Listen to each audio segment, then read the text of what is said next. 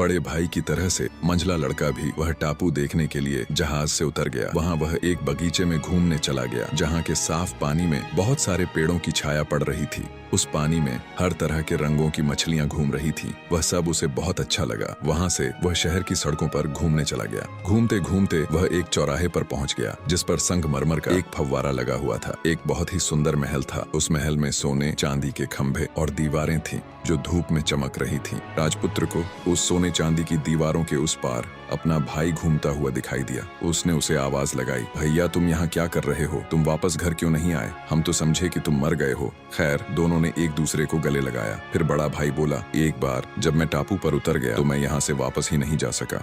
फिर मुझे एक बहुत सुंदर लड़की मिल गई जिसके पास बहुत कुछ था और उसकी एक बहुत ही प्यारी सी छोटी बहन भी है। अगर तुम्हें वह पसंद हो तो तुम उससे शादी कर लो। इसी तरह से 12 घंटे बीत गए और मंझला लड़का भी बड़े लड़के की तरह अपने जहाज पर नहीं चढ़ सका। मंझला लड़का कुछ देर तो दुखी रहा, फिर वह भी सब कुछ भूल गया, अपने पिता को, जादुई पानी को और अपने भाई की तरह से वह भी उस सोने चांदी के महल में बंद होकर रह गया। फिर जब 3 महीने और बीत गए और राजा का बीच वाला बेटा भी वापस नहीं आया तो राजा को बहुत चिंता हुई। उसे और उसके सारे दरबारियों को डर लगा कि वह भी कहीं अपने बड़े भाई की ही तरह मर न गया हो। यह देखकर राजा के सबसे छोटे बेटे ने ऐलान किया कि अपने भाइयों को ढूंढने और उस जादुई पानी को लेने के लिए अब वह खुद वहां जाएगा। राजा दुखी होकर बोला, अब तुम भी मुझे छोड़कर जाना चाहते हो? अंधा और दुखी तो मैं पहले से ही हूँ और फिर मैं अपना आखिरी बेटा भी खो दूं? नहीं नहीं, ऐसा नहीं हो सकता।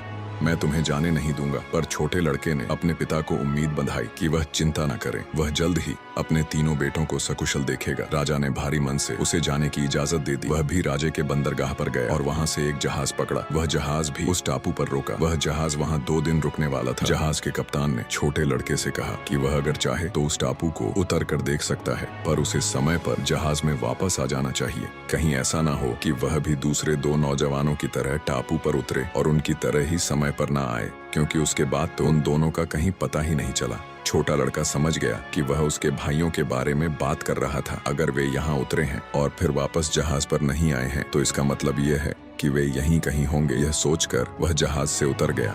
अगर वह इस टापू पर रहा तो शायद वह अपने भाइयों को यहाँ देख सके। घूमते घूमते वह भी उसी सोने चांदी के महल के पास पहुँच गया जहाँ उसके भाई रह रहे थे। वे उसे वहाँ दिख भी गए। वे आपस में गले मिले। उन्होंने छोटे भाई को बताया कि किस तरह से वे जादू की वजह से उस टापू को नहीं छोड़ सके।